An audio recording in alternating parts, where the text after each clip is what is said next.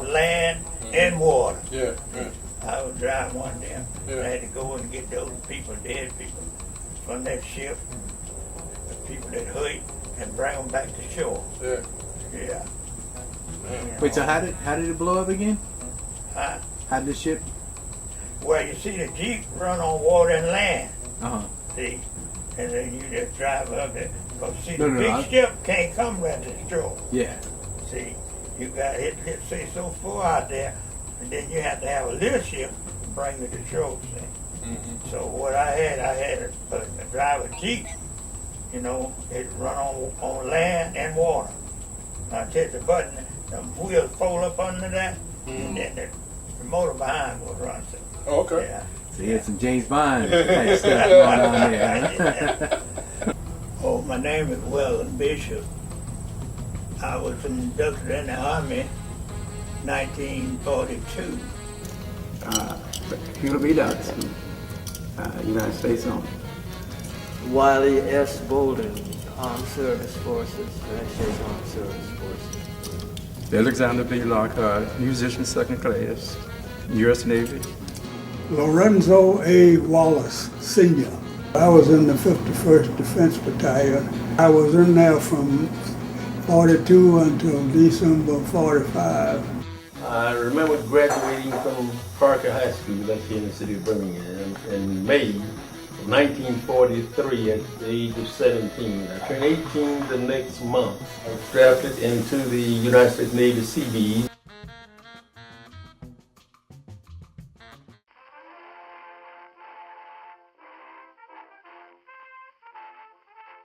Nazi Germany aimed to gain permanent dominance in Europe while committing mass genocide. Their invasion of Poland in 1939 sparked World War II.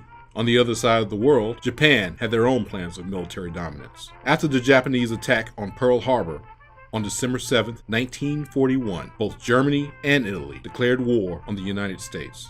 The United States entered the war 30 days later.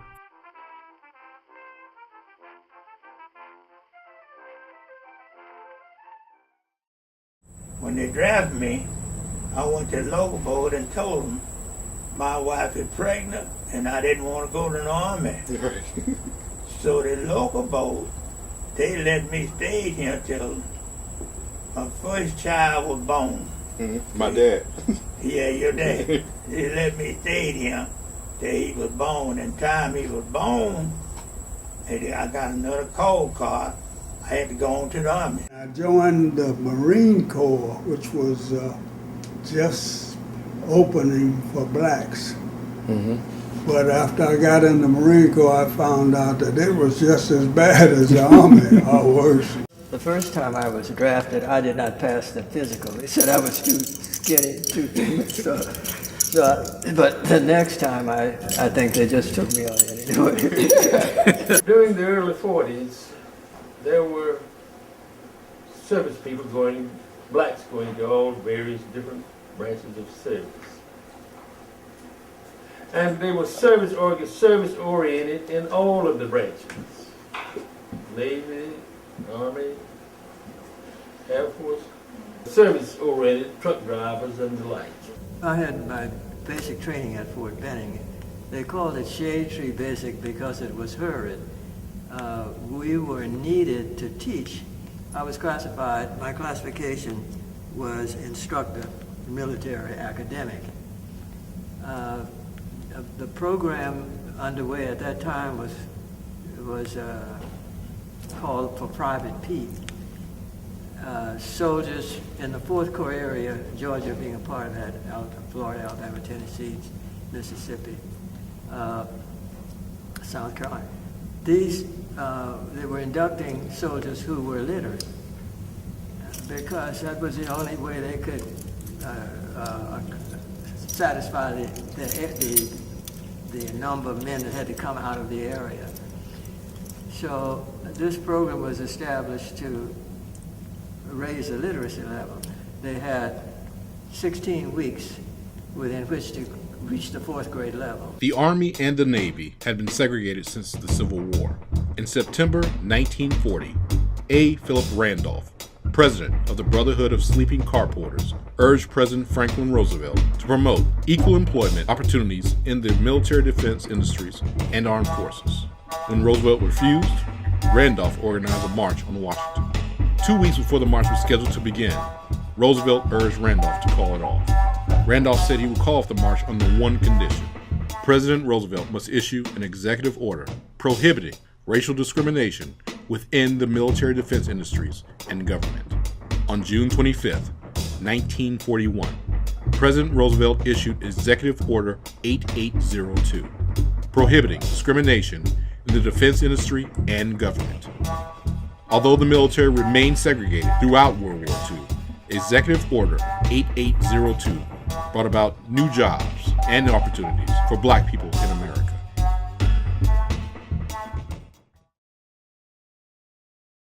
You found that the Marines were just as bad as the Army. In what way do you mean? The Marine Corps didn't want us, but President Franklin Roosevelt put out the order Okay. that all military organizations had to be desegregated. Mm-hmm. They had already desegregated the Navy and the Army. Okay. And the Marine Corps was the last one to desegregate. When I went to the Army, the segregation, we could hear the white soldiers in their camp, and we were in one camp, so we went together.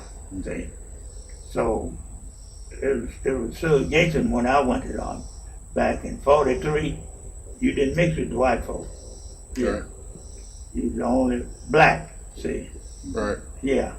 It didn't integrate till I got back in the United States. They built a special camp to try to keep the blacks from associating with the whites. Right. But after being in service a while, they found out that the blacks could fight just as well as the whites. I didn't have the good fortune to serve like Brother Lockhart and Dr. Baldwin here, because I was only 18 and we were placed in the Army in that category.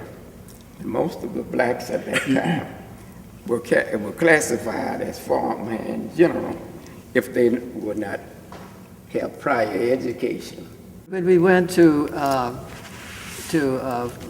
Fort McClellan, and we were on the military police. But when we first went there, they were unsettled. They had me doing common labor, and it seems odd to say I really didn't know how to push a wheelbarrow. I had never done that kind of thing. And then when when we first got there, and we also were brought in one evening to serve the soldiers, the officers.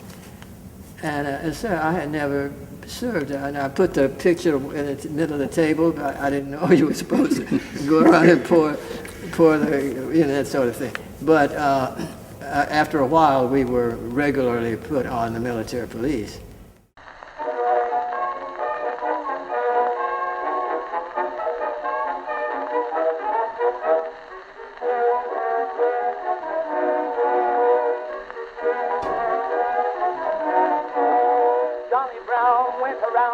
In 1942, at Eleanor Roosevelt's behest, President Roosevelt met with a delegation of African American leaders who demanded full integration into the armed forces, including the right to serve in combat roles.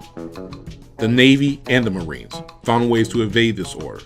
On June 1st, 1942, the Marine Corps admitted its first black recruits. They were not immediately trained because separate, segregated facilities had not been completed. Black volunteers began their basic training in August 1942 at Munford Point, North Carolina, a satellite base to the Marine base, Camp Lejeune. In December 1946, President Harry S. Truman appointed a panel to serve as the President's Commission on Civil Rights. On July 26, 1948, President Truman issued an executive order ending segregation in the armed forces, ordering full integration of all the services.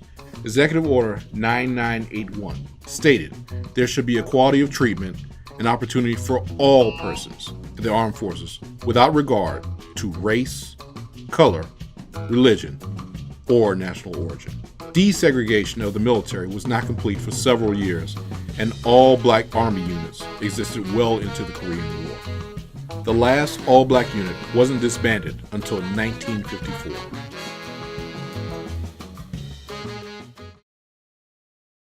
The band I was in was recruited from Atlanta by Mr. Graham Jackson. He was the private musician for President Roosevelt at the time. And he was my music instructor too in high school and private, you might say.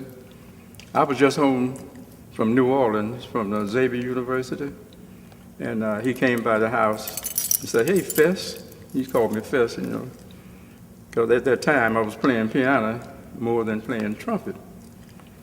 And he said, "You want to get in the Navy band?" I said, "Sure." That was the first black U.S. Navy band. And I said, "Sure." So he said, "Well, go down to City Hall, take your audition." And what they gave me for audition, I didn't believe it. They gave me My Country Tills of Thee. I said, "My goodness, this is easy." So I passed that. And with the band that was in, most of us was high school graduates, you know. And I wasn't old enough to sign myself in, so my grandmother had to sign me. I was 19 years old. And we left Atlanta, went to Camp Robert Small in Chicago. We had our boot training. I was in company 420B, and 420B was a 420 band, you know. But the other guys, they was regular 420, and we all trained together in boot training. But after boot training, we all separated, but the band stayed together and went to a regular base.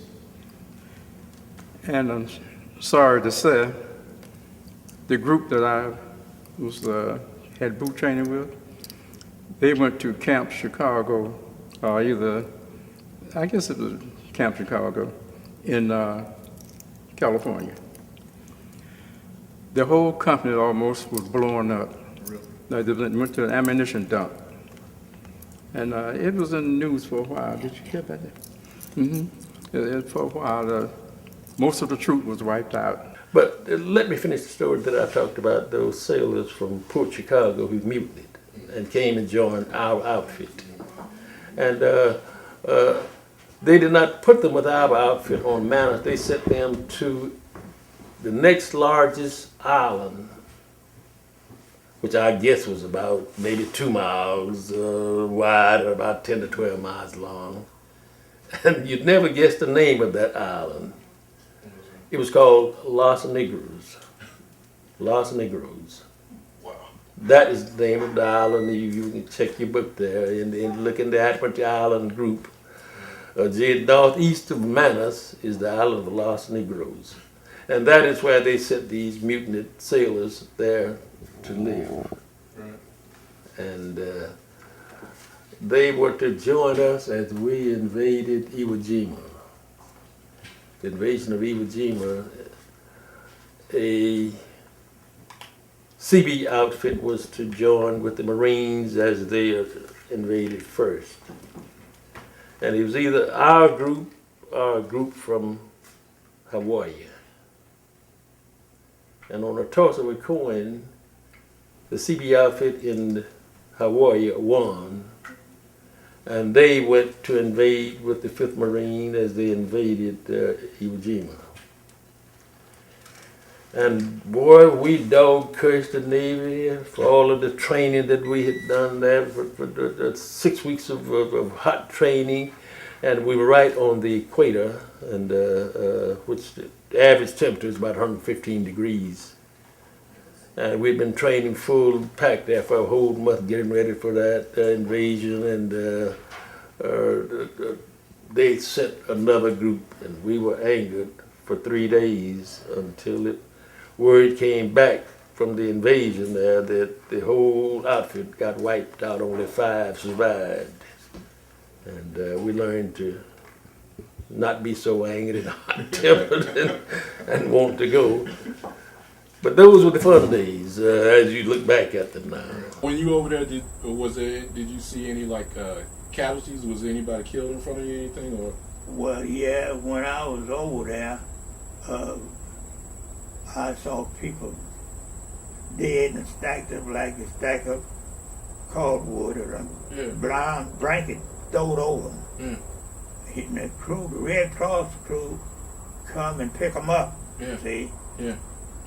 All the crippled and, like that and dead, Red Cross pick them up, bring them back to the United States. See?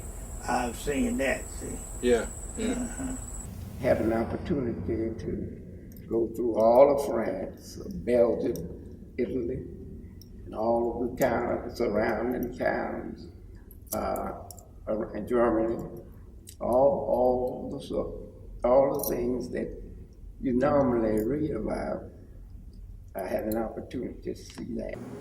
Now, did you feel, as a black man at that time in the military, did you feel especially that you had to make sure that you proved that you could do the job? Yes, well, we in the Marine in the 51st Defense Battalion of the Marine Corps, we figured that we had to be better as good as anybody else in the military. On June 6, 1944, D-Day, over 150,000 Allied soldiers landed on the beaches of Normandy, France. They liberated Paris, France on August 25th. On September 11th, 1944, the first U.S. troops crossed into Germany. On D-Day, the First Army on Omaha and Utah beaches included 1,700 black troops.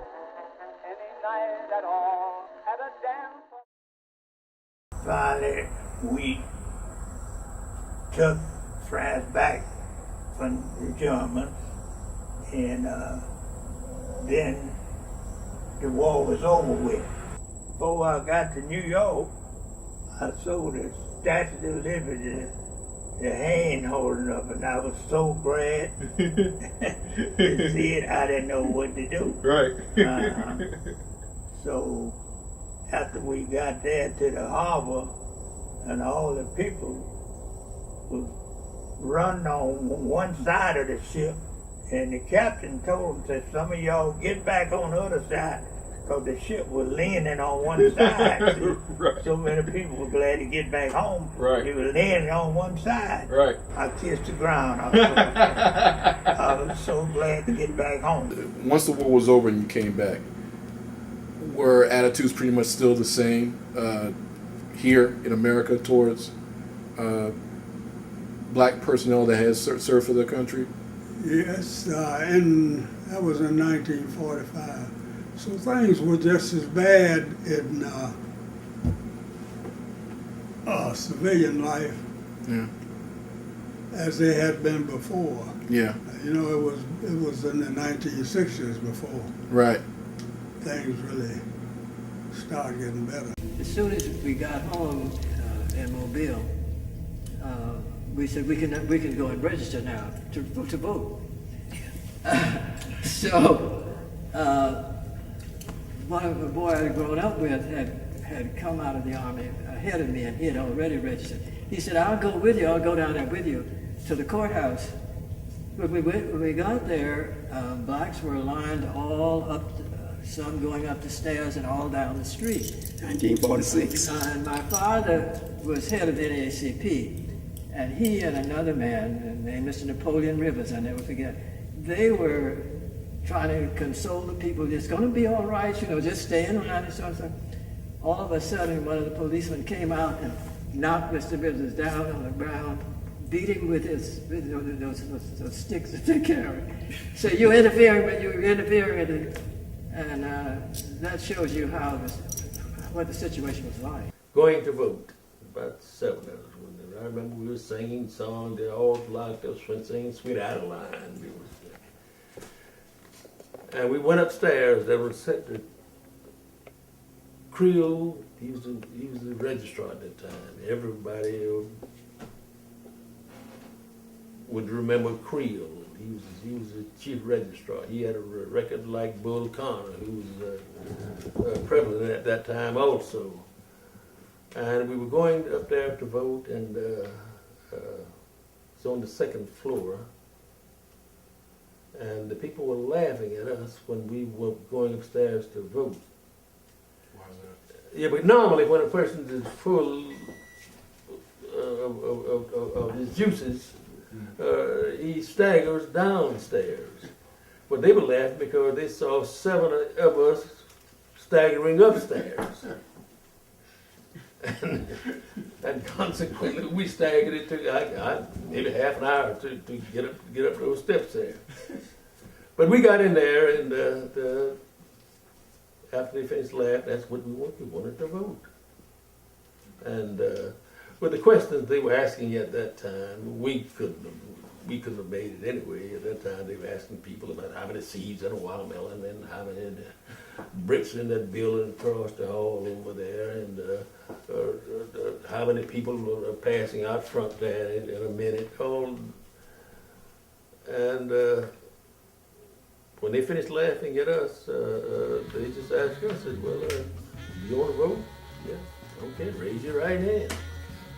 That's the only question they asked us, to raise your right hand. And so at the age of 21, we all voted.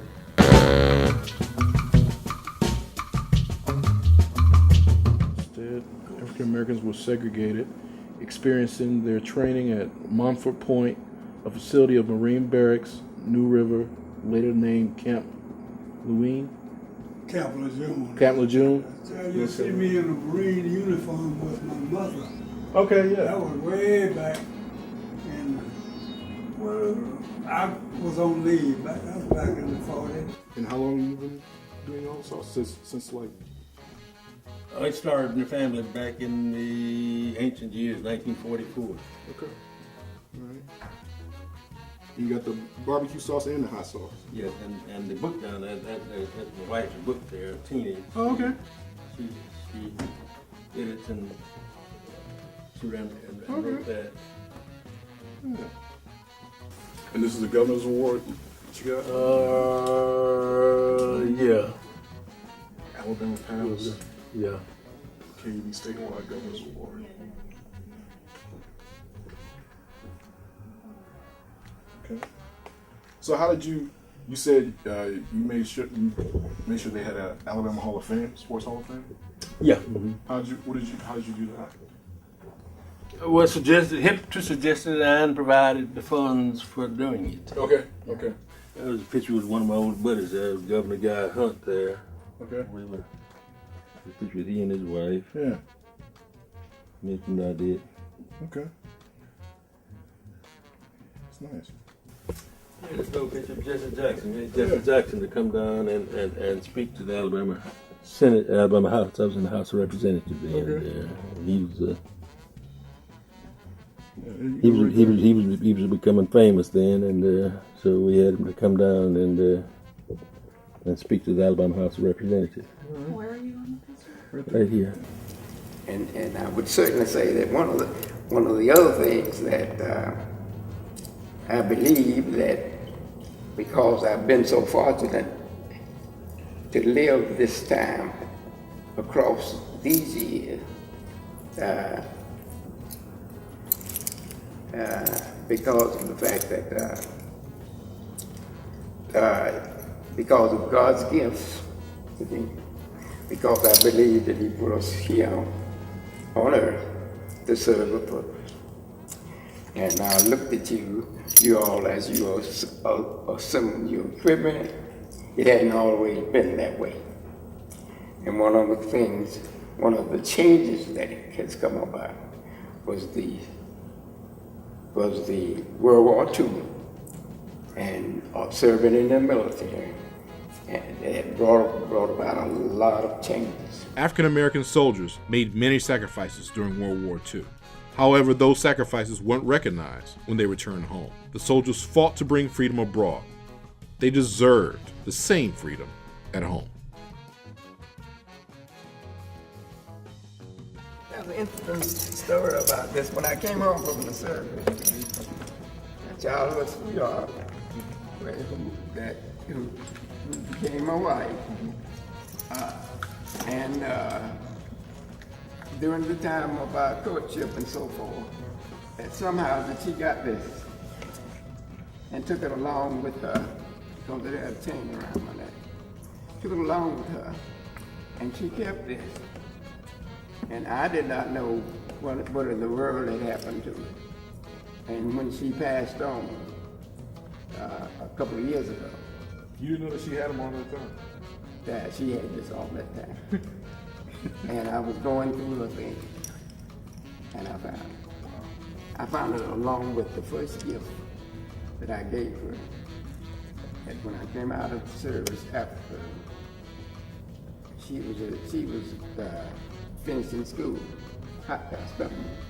Spelman, and I gave her a brooch and 2 earrings, and she had the brooch along with this in some of her keepsakes, and that was after some 64 years of marriage,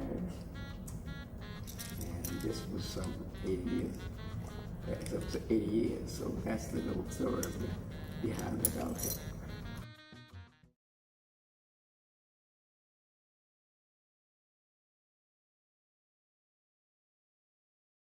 At that time, Christians were allowed that if they would join the service and keep a good record when they get out, they could be free.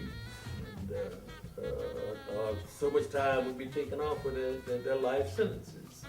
And so there we were, mixed in with the murderers. I remember getting into it with one fellow from Texas, old Tex we called him. Tex was out to gain his freedom by joining our outfit, even though he had killed 12 people in Texas.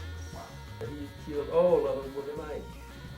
And it was fun to him by sticking his knife in them and holding them down and let his knife stay in them as he talked to them while they died. One fella disagreed with Tex over an algebraic problem. There was a few of us in there who finished high school, and we would naturally talk English, literature, mathematics, and something about algebra. And Tex couldn't even count. And he jumped in the argument and got angry with the fellow because this sailor disagreed with him. And so I disagreed with Tex too. And then Tex turned on me. Nobody disagreed with me. Remembering what he had said, don't go to sleep. Yes, it's about to turn to 1 o'clock. I heard Tex click his rifle. And as Tex clicked his rifle, not only did mine click open, but every rifle, everybody in the barracks, all 20, cocked at the same time. So Tex backed off.